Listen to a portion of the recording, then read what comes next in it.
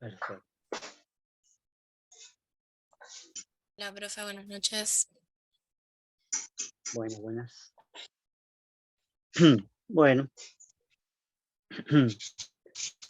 A ver si hay alguno más. Todavía no. Bueno, cosa que los dejo entrar más tarde, ¿no? Ya son y 6, 21 y 6. Dos más.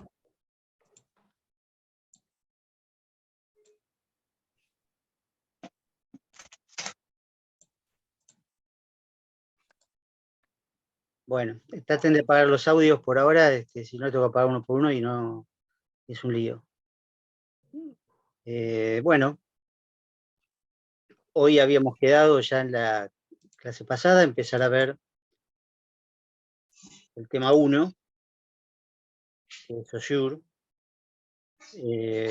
Por las dudas les mandé un PDF y les mandé un cronograma también aproximado de cómo van a ser las clases, los temas de las clases. Pero bueno, eso es igual muy aproximado, salvo la semana de parcial. Y el texto del PDF Recording in progress.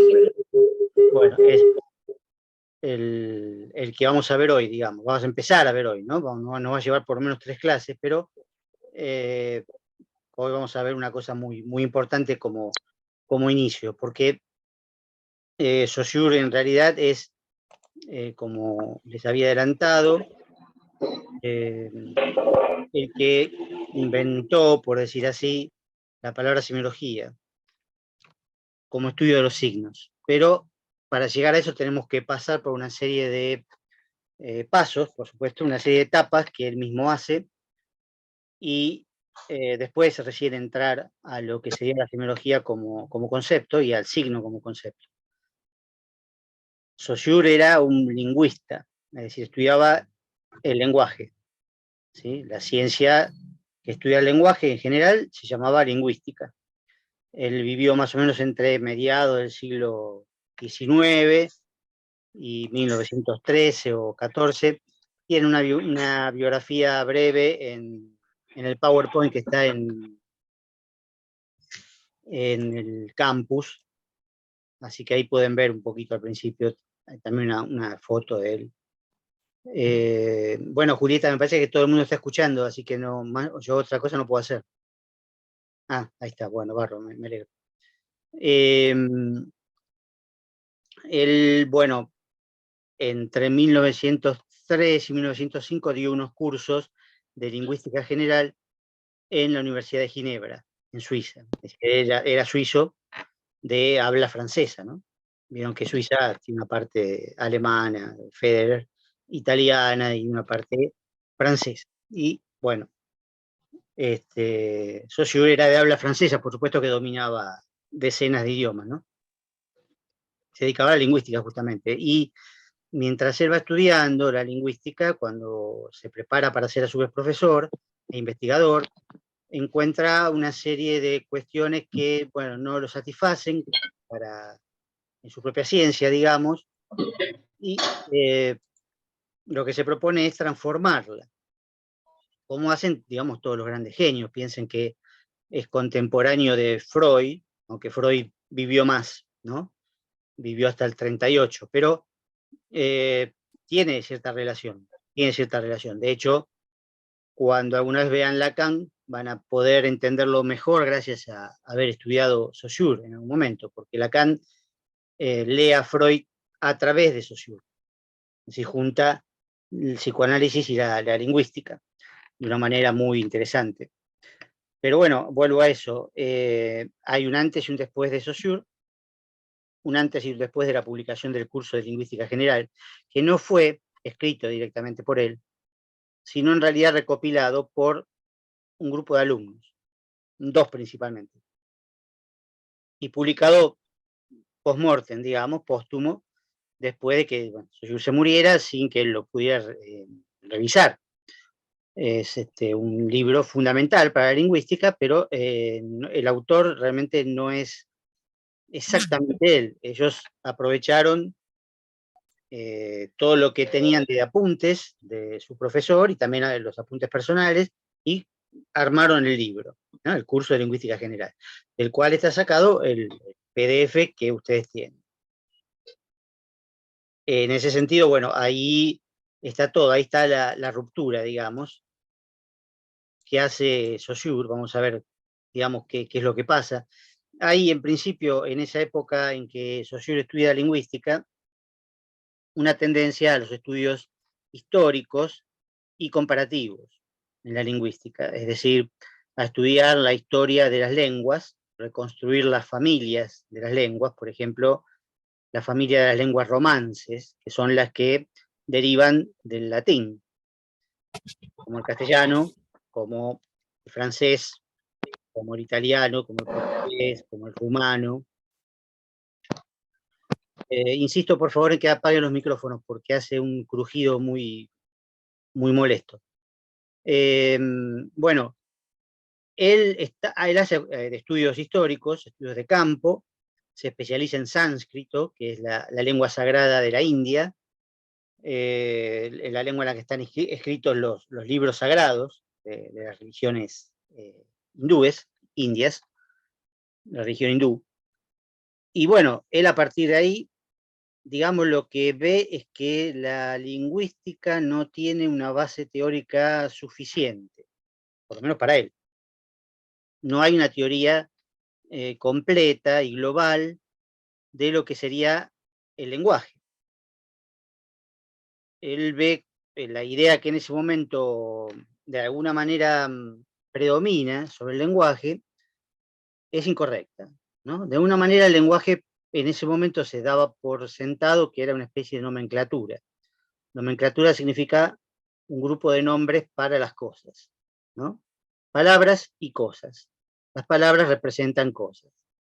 Eso a Saussure le parecía que no tiene mucho que ver con la lingüística, ni con la realidad tampoco. Y entonces va a proponer una cosa completamente distinta, a partir de su insatisfacción con su propia ciencia, la propia ciencia que él ha estudiado. Y va a desarrollar una serie de conceptos a partir de ahí.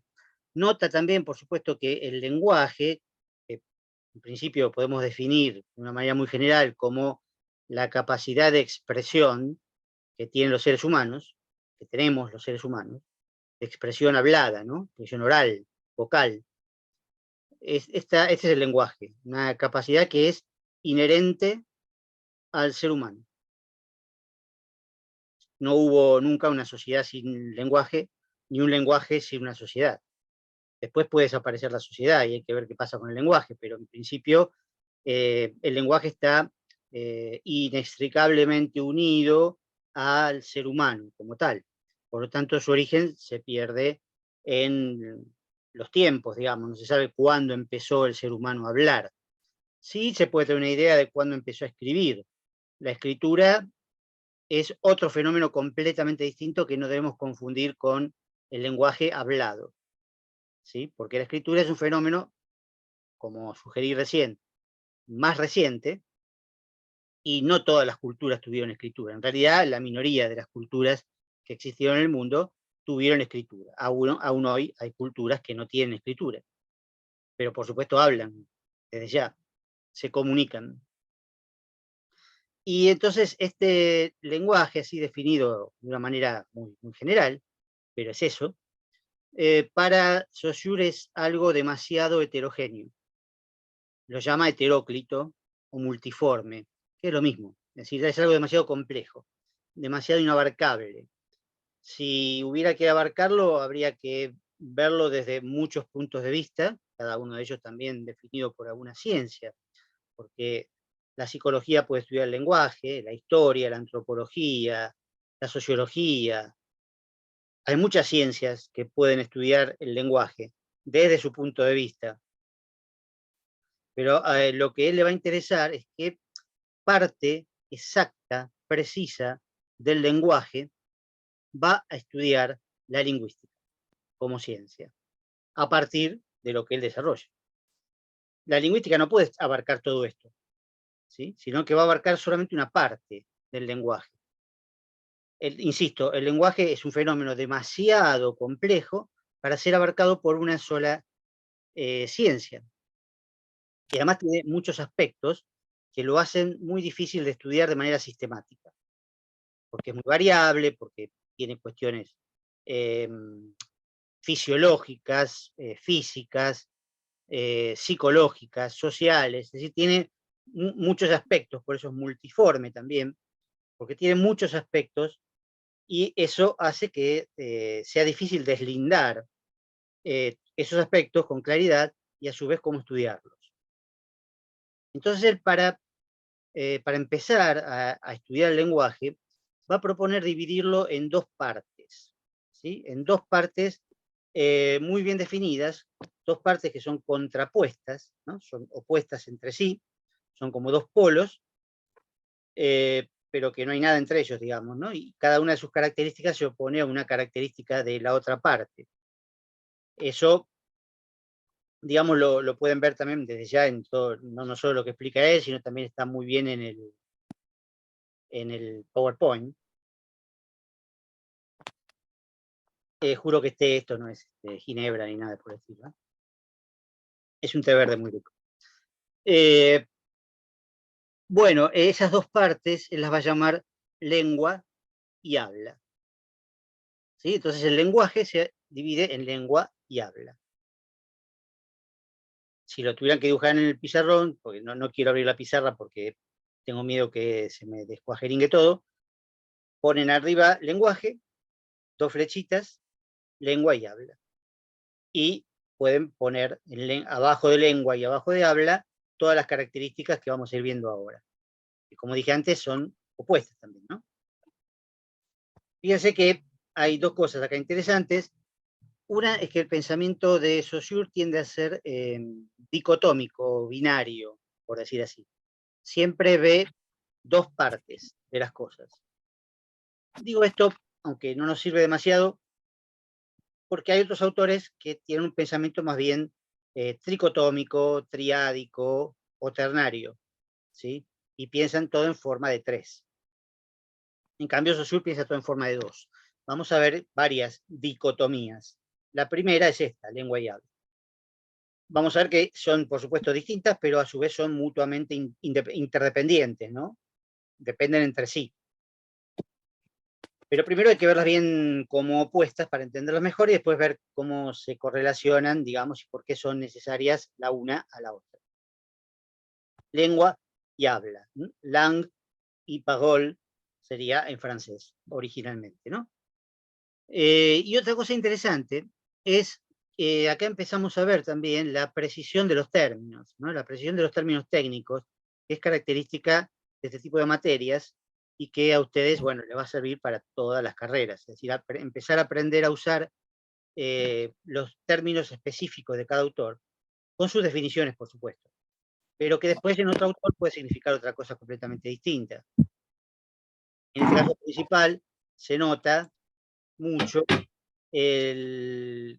digamos, lengua y lenguaje son dos cosas distintas, porque la lengua es una parte del lenguaje nada más, entonces no se pueden usar como sinónimos.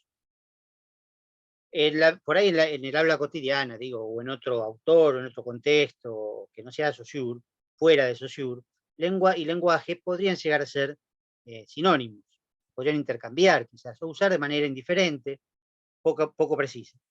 Pero en cambio en Saussure, lengua y lenguaje son dos cosas totalmente distintas. Como dije antes, y como definí antes, el lenguaje es una cosa, esta capacidad de expresión de los seres humanos a través de sus mecanismos vocales, y lengua es otra cosa que tenemos que definir ahora, ¿sí? O empezar a definir ahora, según ciertas características que no importa mucho el orden, digamos, que tengan, pero sí, por supuesto, diferenciarlas bien entre una y otra, ¿sí? Si me esperan, voy a tratar de echar a mi gata, porque si no, no me va a dejar seguir hablando.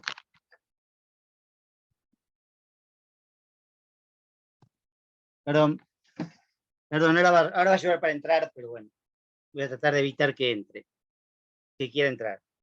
Entonces, en la columnita así imaginaria, o si están anotando algo mejor, la columnita de lengua, ¿no? Empezamos la primera característica. La lengua es un fenómeno social. El habla, en cambio, es una actuación individual. ¿Qué significa esto? La lengua es patrimonio de la sociedad. Cada generación la encuentra ya hecha, la aprende pasivamente, ¿no? El individuo es pasivo respecto de la lengua, ¿sí? Porque uno aprende la lengua materna, en su hogar, en la escuela, y después en las distintas escuelas, también con amigos, etc. Pero uno va aprendiendo la lengua que ya está hecha, ¿sí?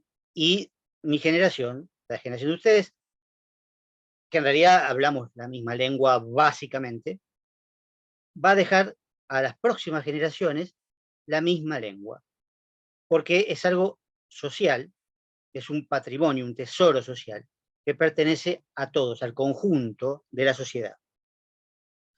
No se trata de que, por supuesto, todos los hablantes la dominen de la misma manera. No, no hace falta eso. Hace falta que sepan comunicarse o que puedan comunicarse entre sí más o menos bien. En la medida en que todos seamos hablantes de castellano, nos comunicamos más o menos bien. Para eso está también. Pero, a su vez, lo que sucede acá es que si sumamos a todos los hablantes, encontramos una especie de masa hablante, ¿sí?, que domina distintas partes de la lengua, pero si hacemos la sumatoria, ahí va a estar la lengua como social, ¿sí?, pero no individual. Repito, uno la aprende de manera pasiva, no la puede cambiar, y la pasa a la generación posterior. Dice Saussure también que la lengua es una especie de institución social, ¿sí? Se comporta como una especie de institución social. Acá sí les pido una colaboración, a ver si se les ocurre otros ejemplos de instituciones sociales, ¿sí? A ver qué otras instituciones se les ocurren. Pueden abrir los micrófonos y gritar o escribir. La religión, acá hay muy bien, bárbaro. La religión El arte, religiosa, perfecto. La escuela y la familia. La familia, sí, bárbaro. La familia también es su institución. ¿Alguna otra? ¿La cultura? ¿Perdón? Sí, Natalia. ¿La Sí. cultura? No, la cultura es mucho más amplia, ¿sí? Cada cultura contiene muchas instituciones, ¿sí? La ley, me dicen acá, perfecto. El Estado. El matrimonio. ¿Qué cosa? El matrimonio. El matrimonio podría ser bárbaro. El matrimonio, agrego las relaciones de parentesco, ¿sí?, en general, que son distintas en todas las sociedades, ¿sí? Y el matrimonio incluida, ¿no? Porque hay distintos tipos de familia. Antes mencionaba la familia. Bueno, la familia es un conjunto de relaciones de parentesco que en las distintas culturas son completamente distintas, ¿sí? Completamente. Y los matrimonios también, ¿sí? Y cómo se realiza un matrimonio, etc. Pero ¿a qué va esto? Estos son ejemplos, todos estos ejemplos muy buenos, ¿sí? ¿A qué iba esto? A que la lengua se comporta en gran medida como una de estas instituciones sociales. El arte como institución es una buena teoría también, ¿sí? No todo el mundo estaría de acuerdo, pero hay incluso un famoso texto de Derrida que se llama La literatura como institución, ¿no? Pero bueno, son un poco propuestas más bien rupturistas, ¿no? Pero se podría tomar el arte como que tiene un aspecto institucional, por lo que voy a decir ahora. Sí, buenas noches. La idea es que la lengua como institución no la puede cambiar un individuo, ¿sí? Existe también como el lenguaje, ¿no?, que existe en una sociedad. Bueno, en esa sociedad donde está el individuo existen un montón de instituciones. Y él puede nacer como hijo de una familia, ¿sí? Y después puede ser que tenga primos, o tenga hermanos, o no tenga hermanos. Es decir, la familia, ahí conocí, no me acuerdo quién dijo, la familia actúa como institución, la escuela como institución, las leyes, el Estado o la forma administrativa, burocrática, política del Estado. Bueno, todo eso no cambia fácilmente. También dura mucho tiempo. Las instituciones duran mucho tiempo. ¿Van a cambiar alguna vez? Sí. puede ser por efectos diversos, ¿sí? Pero duran mucho tiempo. Lo importante acá, desde el punto de vista de la comparación con la lengua, es que el individuo no puede hacer nada para cambiar esa institución. Si uno nace, ya está en una familia, con suerte, si no, probablemente ni siquiera sobreviva. Pero bueno, supongamos que pudiera sobrevivir en otro lado, bueno, va a estar siempre sometido a una serie de instituciones con una, digamos, capacidad de elección muy acotada. Y en el caso de la lengua, ninguna elección, digamos, porque uno no puede elegir absolutamente nada, ya está toda hecha, ¿sí? Uno no puede elegir ni cambiar nada. Lo que puede hacer con la lengua es utilizarla, es decir, hablar, ¿no? Nada más y nada menos que eso. Por lo tanto, si vamos a la otra columna, ¿sí? Y ya habíamos empezado a decir que el habla es una ejecución individual, bueno, ahí sí tenemos que la lengua se concreta o se ejecuta a través del habla, que es un acto propio del individuo, lo que yo estoy haciendo ahora, hablando, ¿sí? Y ustedes también, si les pregunto algo, ustedes están oyendo, pero también pueden hablar y yo las oigo, ¿sí? Y eso es hablar, y es algo individual, que es lo que estamos haciendo cada uno de nosotros, pero eso es habla, no lengua. La lengua es conjunta, de todos, y permite hablar, ¿sí? Nos permite hablar, está, como podríamos decir, antes de que hablemos, pero hablamos gracias a la lengua, ¿sí? Esta es la primera contraposición. Me gusta la primera porque es importante, no tampoco porque es más importante que las otras, simplemente es una manera de empezar, ¿sí? Pero es muy importante esto, entenderlo. La lengua es social, el individuo es pasivo respecto de ella, el habla es individual y por lo tanto el individuo es activo, porque hablar es una acción, ¿sí? Una acción que se decide de alguna manera, digamos, ¿no? Algunos yo quiero hablar y si no quiero hablar, bueno, no quiero, no hablo, si no quiero oír, bueno, no oigo, relativamente, ¿no? Por supuesto, sabemos que es así, después vamos a ver otras cosas mucho más complicadas, pero en principio hay una actividad individual en el habla, ¿eh? Siempre hablando del habla. Volvamos entonces a digamos, las dos columnas. Segunda característica, podríamos decir, y también muy importante, ojo, ¿no? Que la lengua es psíquica, ¿sí? Mental. Está, sí, ya el link de WhatsApp está, creo que está por ahí, ¿no? ¿No está por ahí? Bueno, no importa, lo pueden pasar otra vez, ¿sí? O alguien incluye a los alumnos que están ahí. Bueno, la cuestión, sí, tengo que silenciar a Ana porque si no, no podemos hablar. Bueno, entonces, la lengua es mental, no está en ningún lugar, ¿sí? Está en la mente, pero la mente no sabemos muy bien qué es ni dónde está, ¿sí? La mente es una cualidad de la psiquis, no es el cerebro, pongamos que sea la función del cerebro, no importa. La cuestión es que la lengua no se puede ver, eso es lo importante, la lengua no es perceptible, no es material, porque es psíquica, ¿sí?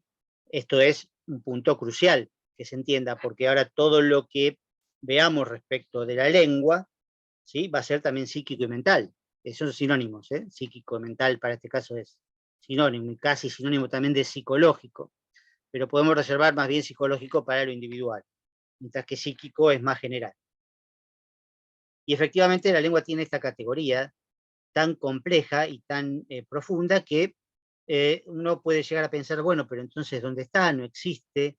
¿Cómo se puede ver? Bueno, no se puede ver, ¿sí? No se puede ver.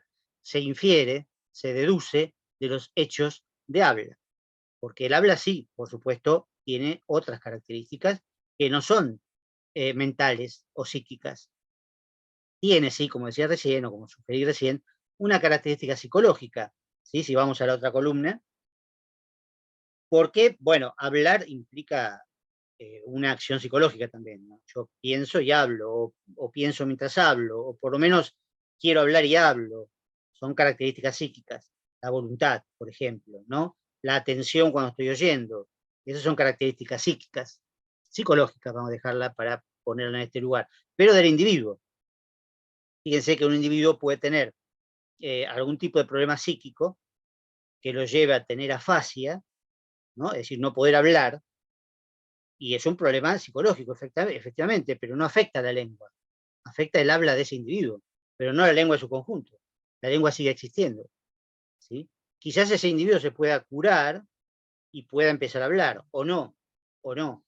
Hay que ver qué tipo de enfermedad tiene, o de lesión tiene, o de inhibición tiene, etc. Pero eso es psicológico, ¿sí? O hay otras afasias, por supuesto, que tienen otro origen, ¿no? Pero me estoy refiriendo acá específicamente a lo psicológico. Ahora, la lengua, que es mental por un lado, y el habla entonces es psicológica, pero no solo psicológica, también tiene un aspecto fisiológico, que yo mencioné antes al referirme al lenguaje, ¿no? Como heteróclito y complejo.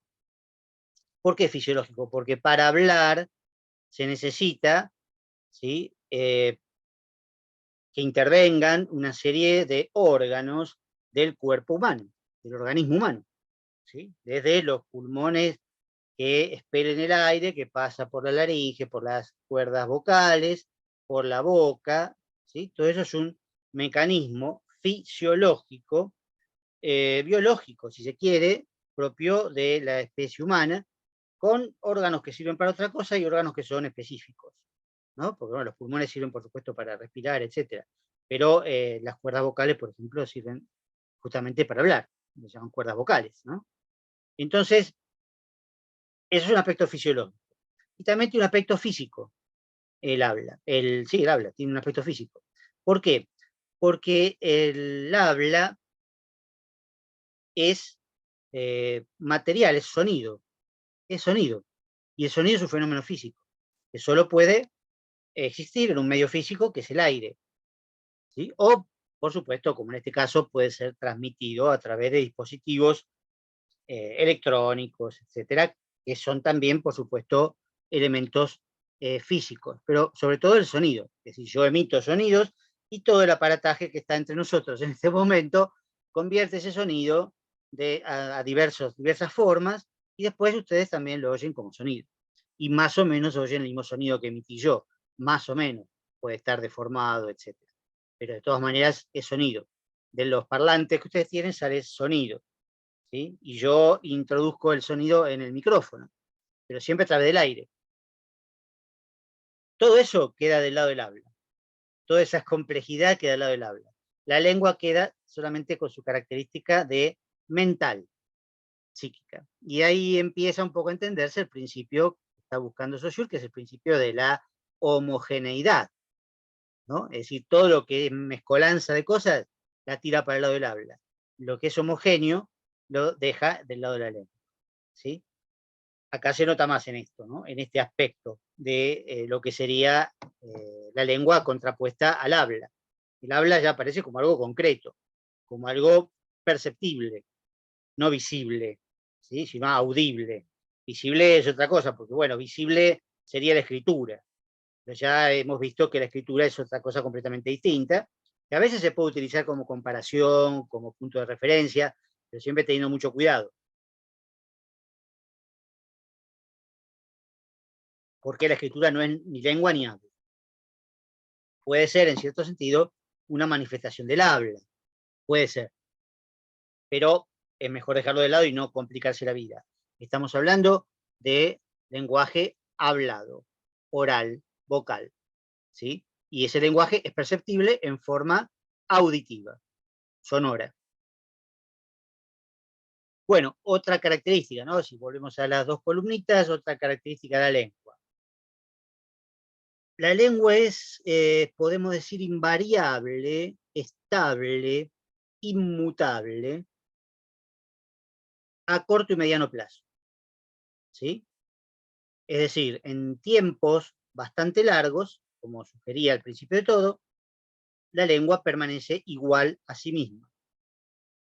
Hablamos un castellano, y como dije, deriva del latín, efectivamente, y que empieza a aparecer, bueno, en los siglos, no sé, 13, 14, por ahí, supongamos. Ahí puede haber otras manifestaciones antes, digamos, literarias, pero de todas maneras es difícil rastrear cómo se habla, que se habla, por supuesto, muy distinto, a como se habla ahora castellano, pero sigue siendo el mismo, ¿sí? Y hasta cierto punto se puede aprender con facilidad o con cierta facilidad. De hecho, todavía se puede leer el Quijote, que por supuesto es del siglo XVI ya, pero con las dificultades del caso, si uno aprende suficiente castellano, puede leer el Quijote, ¿sí? No es una lengua extranjera. En cambio, bueno, otras lenguas, por supuesto, implican un mayor aprendizaje. En cambio, en el Quijote podemos por ahí no entender un montón de cosas, pero otras cosas las entendemos enseguida porque son palabras nuestras, palabras que todavía usamos, ¿sí? Entonces, fíjense que dura siglos el castellano. Y que va a seguir durando siglos. No sabemos cuánto, eso sí, de eso no lo podemos saber. No podemos saber cómo va a evolucionar el castellano. Lo que sabemos es que seguramente va a cambiar, porque alguna vez cambió, ¿sí? Alguna vez apareció el castellano, y entonces alguna vez va a desaparecer. Eso pasa con todas las lenguas, ¿sí? Las lenguas tienen una historia, y esa historia, aunque abarque muchos siglos, en un momento puede terminar, ¿sí? Puede convertirse en una lengua muerta, puede transformarse en otras, totalmente distintas, que nosotros no entenderíamos, ni ellos entenderían lo que hablamos nosotros. Pero claro, no sabemos cuándo va a pasar, ni cómo va a pasar. Podemos hacer algunas, qué sé yo, como inferencias o como predicciones, pero bueno, nunca vamos a saber o estar seguros de cómo va a evolucionar el castellano hacia otra lengua. Y que tampoco, por supuesto, es un proceso puntual.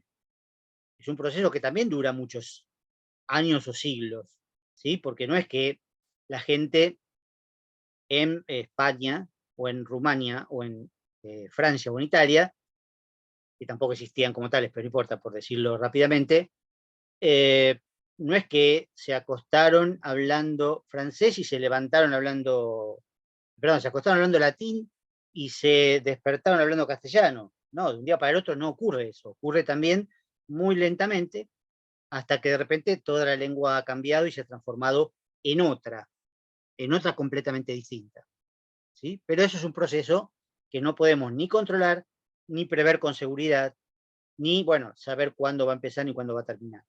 Entonces decimos que la lengua es estable a corto plazo, mediano plazo y en parte a largo plazo.